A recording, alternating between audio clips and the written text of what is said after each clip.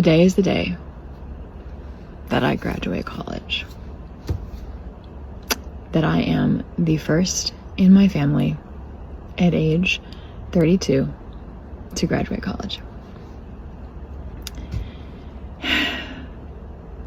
10 years after I left home with my parents telling me that if I left without their blessing, left home, moved out, I could never come back. 10 years after I did come back, after I left again, my younger sister actually had to get legislation passed to prove her identity, to gain the paperwork needed to survive in the outside world. After once again, our parents wouldn't let her leave at 18. Yeah, this would be about 12 years after that, after she won the legal battle to emancipate herself by having the courts force our parents to sign documents and stating that she was born in the United States. After all of that, after leaving, after never an apology, after always, you made this all up, this never happened, I left. I dated queer people, something we weren't allowed to do at home. Date at all, much less queer people. I dated who I loved. I dated how I believed.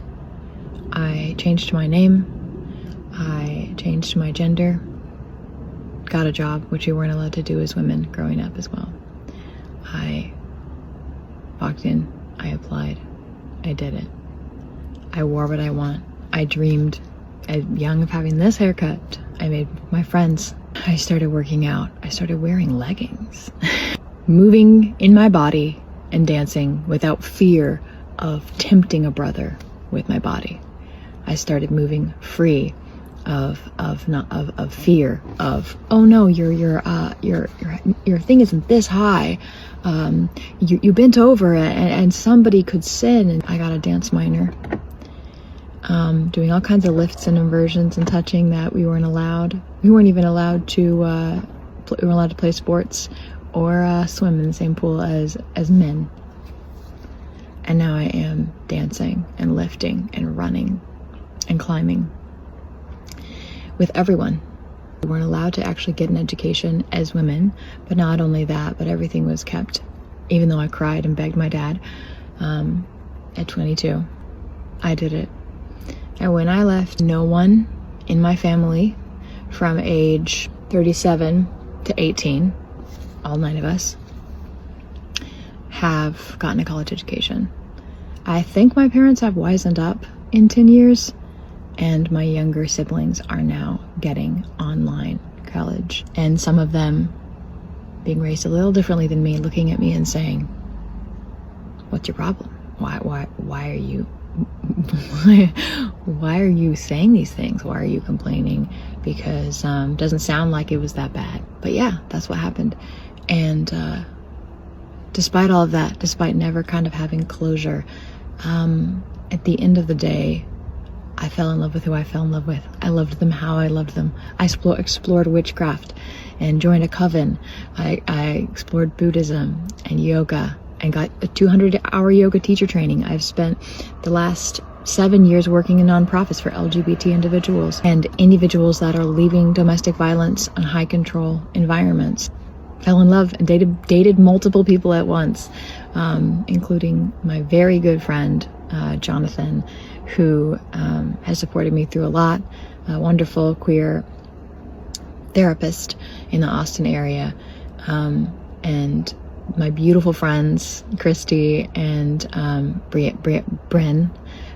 De Silva from across the states, Braden Russell from across the states, supporting me from afar, a bunch of other people that have also left high control religions and that have just supported me from afar.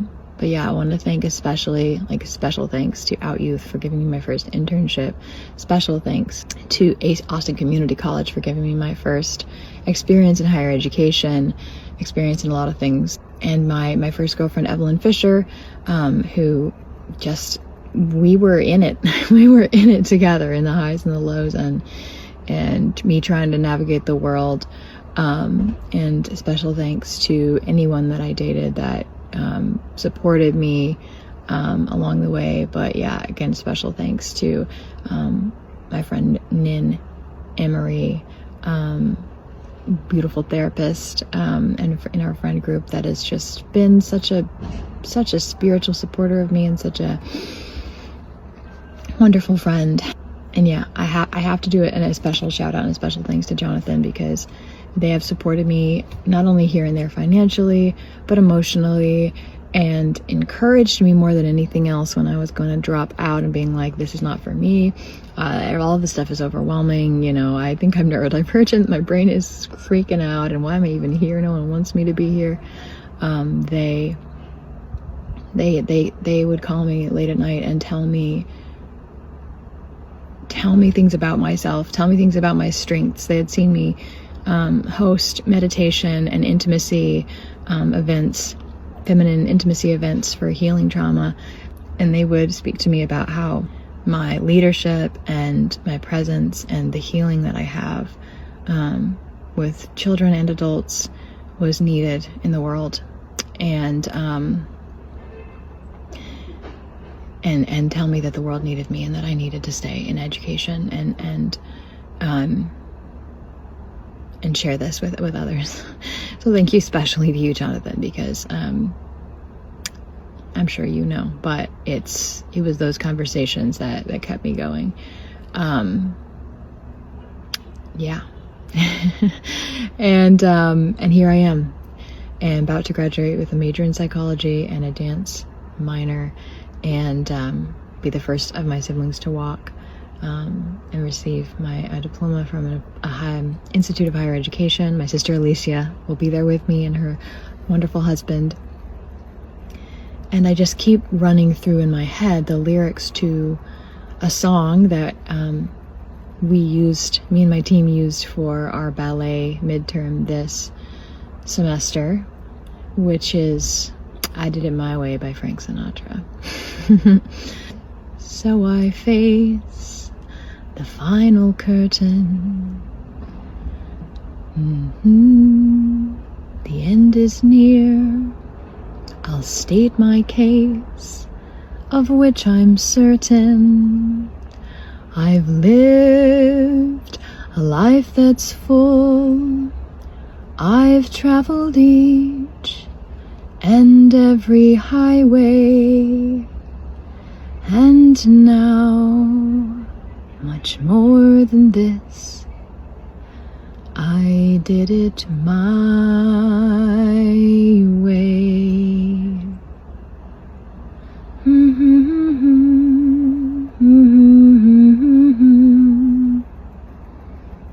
And I'll say again, I did it my